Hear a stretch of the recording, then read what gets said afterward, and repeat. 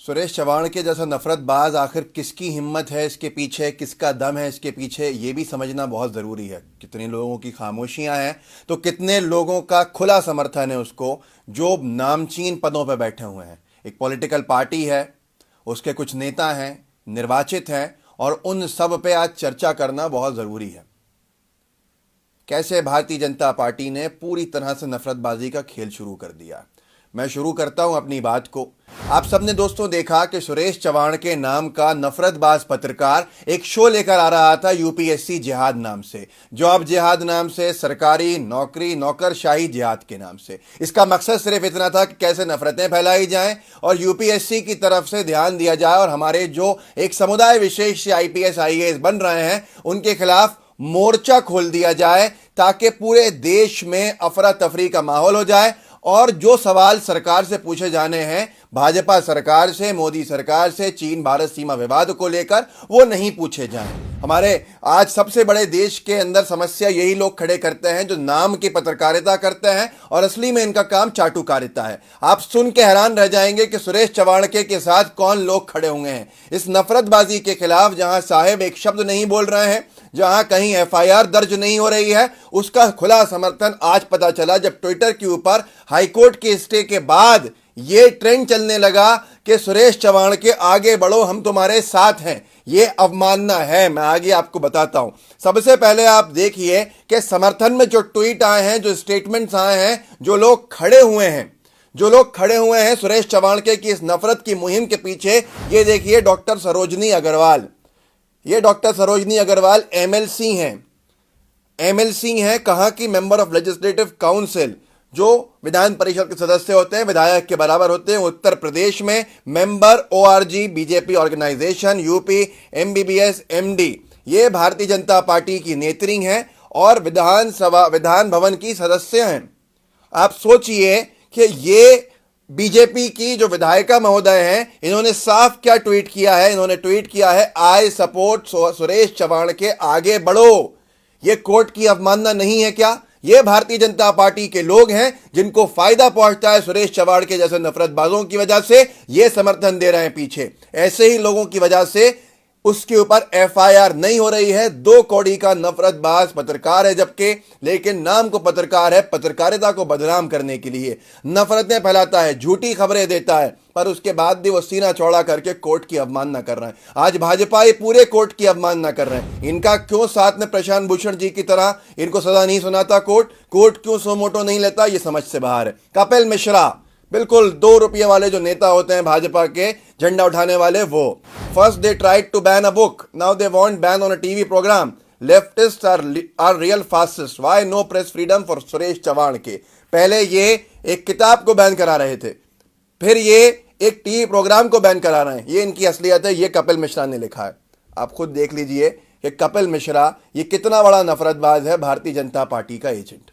ये कपिल मिश्रा भाजपा का नेता है, खुल के कह रहा है कि सुरेश चव्हाण के आगे बढ़ो।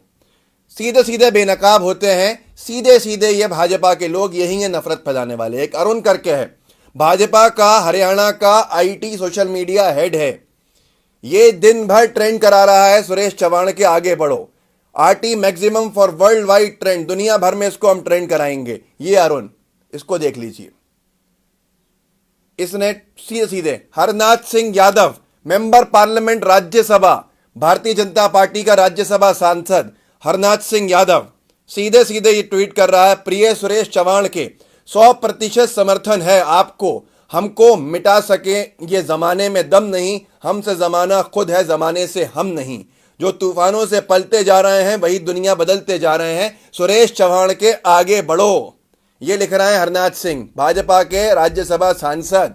कोर्ट ने कहा स्टे, और ये हरनाथ सिंह संसद सदस्य होने के साथ कह रहे हैं कि आगे बढ़ो। मतलब क्या है कि कोर्ट का आदेश कुछ नहीं है भाजपाइयों के लिए। सुदर्शन चैनल तो मैं बता दूं आपको कि ये एनबीए का, नेशनल ब्रॉडकास्टर्स एसोसिएशन जो है, उसका सदस्य भी नहीं है। एक तरह से अवैध चैनल है। और बहुत से लोग बहुत से लोग इसको बहुत बड़ा हिंदूवादी नेता समझ रहे हैं और बहुत से लोग इसको समझ रहे हैं कि हिंदू धर्म का रक्षक है। अरे मेरे हिंदू भाइयों, हम सब एक हैं, ये रक्षक नहीं, ये भक्षक है। मैं बताऊंगा कैसे। एक हिंदू बहन हमारी, वो बलात्कार का आरोप लगा के आई है इसके ऊपर, 5 साल उसका शोषण किया इसने और आसाराम के बेटे ने। और ऐसे लोगों को आप हिंदू हृदय सम्राट बनवा रहे हो।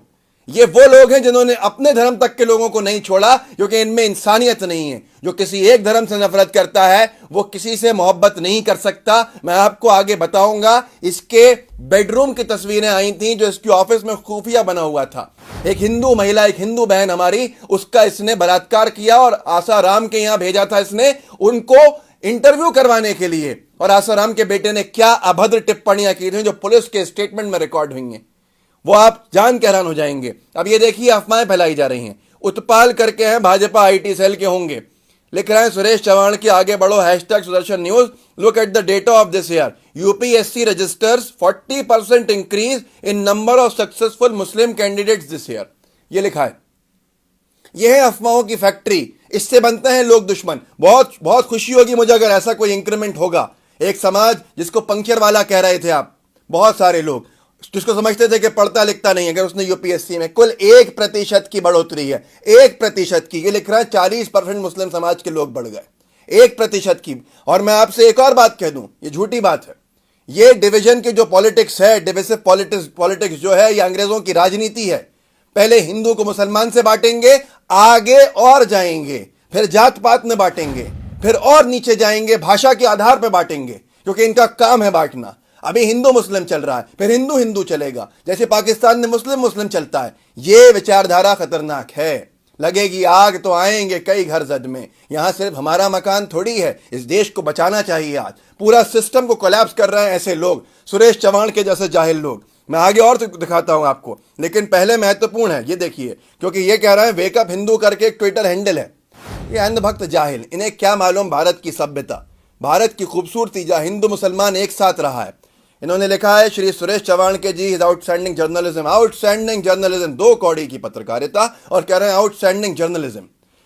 नीचे पोस्टर बना हुआ है, जब किसी की हिंदू और हिंदुत्व के लिए बोलने की भी हिम्मत नहीं थी तब मैंने अकेले सुरेश चव्हाण के को सुदर्शन न्यूज पर दहाड़ते देखा था। तब ये बलात्कार कर रहा था वहां पर लोगों का। आप सोचिए, आप कल्पना कीजिए कि हम किन को आइकन्स बना रहे हैं, हम किन को अपना हृदय सम्राट बना रहे हैं। वो जो जिनके ऑफिस के अंदर हिंदू महिलाएं सुरक्षित नहीं है, ऐसे ये हिंदू हृदय सम्राट बनेंगे। इनकी असलियत जान के आप थूकेंगे नहीं इनके ऊपर। ये सिर्फ एक टीआरपी का खेल चल रहा है, पैसे कमाने का खेल चल रहा है, जज्बातों के साथ खेला जा रहा है। जज्बातों के साथ किसके खेला जा रहा है? अपने ही समाज के अंदर ये छेद कर रहे हैं, और बहुत से लोग समझ रहे हैं कि ये धर्म के लिए लड़ाई लड़ रहे हैं। अब देखिए एक और अफवाह जो थी, जो एक लड़की थी जो आईएएस बनी, जो यूपीएससी क्लियर करा, जैसे नादिया बेग करके कश्मीर की, उसके फर्जी ट्विटर बना के और सीधे सीधे फैक्ट चेक एजेंसीज ने कहा कि ये फर्जी ट्विटर हैंडल है, उसके ऊपर एंटी इंडिया ट्वीट करा के आज उसके बारे में कहा जाता है ये सबसे यंगेस्ट कश्मीरी आईएएस है, मुस्लिम है। और ये देखिए कितनी नफरत भरी बातें हैं, ये बुरहान वानी की आइडियोलॉजी की तरह है। सुरेश चव्हाण के को आप निंदा कर सकते हैं, पर इन लोगों का क्या, इसने कहा ही नहीं है। इसको हिंदुस्तान से प्रेम था, तब तो नादिया बेग आईपीएस आईएएस बनी, यूपीएससी क्लियर किया, पर उसके लिए भी नफरतें फैला रहे हैं। नफरतबाज इस देश को तोड़ने में लगे हुए हैं। और आपको अब मैं दिखाता हूं वो चीजें जो आप जान के हैरान हो जाएंगे। ये पेपर की कटिंग है, ये पेपर की कटिंग है, 2013 का केस है। उसके बाद साहिब की सरकार आ गई, बच गए सुरेश चव्हाण के, गिरफ्तार हुआ था सुरेश चव्हाण के। चैनल मालिक और नारायण साईं, नारायण साईं कौन है? नारायण साईं आसाराम बापू का बेटा है। चैनल मालिक यही सुरेश चव्हाण के, और नारायण साईं के खिलाफ रेप केस। चैनल में ही काम करने वाली महिला मीडिया कर्मी ने इस संबंध में एसएसपी से मिलकर शिकायत की। ये है, और उसके साथ साथ ये पढ़ लीजिए, सुदर्शन में पुलिस का छापा, खुफिया बेडरूम में गंदगी के निशान, काम पिपासु मालिक को यूं दिखाया आईना। अब मैं आपको दिखाता हूं यहां पे कितने लोग आपको इनके, जब इसके ऑफिस में रेड पड़ी थी, ये पड़ी थी पुलिस की रेड, देख लीजिए 2013 में हमारी एक हिंदू बहन ने करा था। आपको कि हिंदू हृदय सम्राट समझ रहे हैं बहुत से लोग, इस जाहिल को, सुरेश चव्हाण को, जिसकी कोई पत्रकारिता में वैल्यू नहीं है, उसको आप समझ रहे हैं। कुछ लोग, उनको दिखाना जरूरी है। ये पुलिस जा रही थी इसके यहां छापा मारने के लिए, ये एक महिला पुलिस, सबसे आगे पुलिसकर्मी। ये बेडरूम मिला था, देख लीजिए अच्छे से। ये ऑफिस में इसके बेडरूम था जहां पे कम से कम 5-6 महिलाओं ने आरोप लगाया था। इस पे रेप का केस दर्ज हुआ, गूगल कर लीजिएगा, सुरेश चव्हाण के रेप केस। फरार रहा ये बहुत टाइम तक। ऐसे लोगों को हिंदू हृदय सम्राट बनाया जाएगा, ऐसे लोगों को हिंदू हृदय सम्राट समझा जाएगा। मैं आपको पढ़ के सुना सकता था यहां पे उस महिला के बोल। ये हिंदुस्तान टाइम्स की खबर है। Noida women accuses news channel owner of rape Asaram Bapu son of attempt to rape. क्या पता है आपको क्या कहा था इस महिला ने? इस महिला ने कहा था कि मुझे सुदर्शन न्यूज चैनल वाले सुरेश चव्हाण के ने आसाराम बापू के यहाँ कवरेज करने भेजा। वहां नारायण साईं ने मुझसे कहा कि तुमको तो हमारे लिए भोग के तौर पर भेजा गया है, ऐसा सुदर्शन के मालिक सुरेश चव्हाण के ने कहा था। ये इस महिला के बयान दर्ज हैं। वो अपनी इज्जत आबरू जान बचा के वहां से भागी और उसको भाग के फिर उसको एफआईआर कराने में कितनी दिक्कत हुई। और अब क्योंकि सरकार बदल गई है तो अब कोई मतलब ही नहीं है, खुल के ये इस तरह की बातें लिख रहे हैं। कैसे अनभक्त है मुझे समझ में नहीं आता, कैसे लोग हैं। ये देखिए एक और खबर, सुदर्शन टीवी के संचालक व आसाराम के बेटे पर लगा रेप का आरोप। सुरेश चव्हाण के ने बताई इसको साजिश और उसके बाद बहुत सारे सबूत इसके खिलाफ खड़े हो गए थे। ये भागता फिर रहा था। आप आज समझ गए होंगे जो मैंने आपको शुरू में ट्वीट्स पढ़ के सुनाए। भाजपा के विधायक, भाजपा के सांसद कैसे समर्थन कर रहे हैं दो कौड़ी के नफरतबाज सुरेश चव्हाण के को। वो कुछ लोग इसको हिंदू हृदय सम्राट बता रहे हैं। मैंने आपको यह भी दिखाया कि कैसे इसने एक हमारी हिंदू बहन का बलात्कार किया जिसने केस रजिस्टर करवाया हुआ है और अभी भी ये बेगुनाह साबित नहीं हो गया है।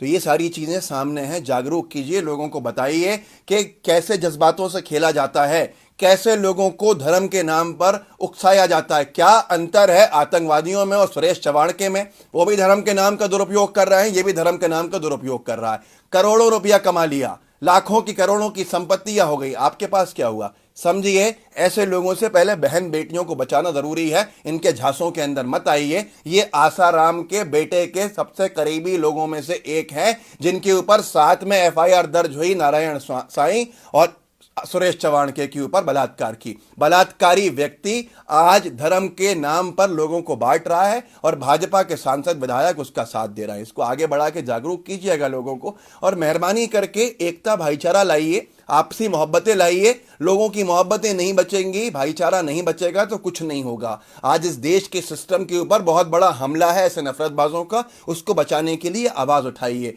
ऐसा ना हो कि बहुत देरी हो जाए। जय हिंद, जय भारत।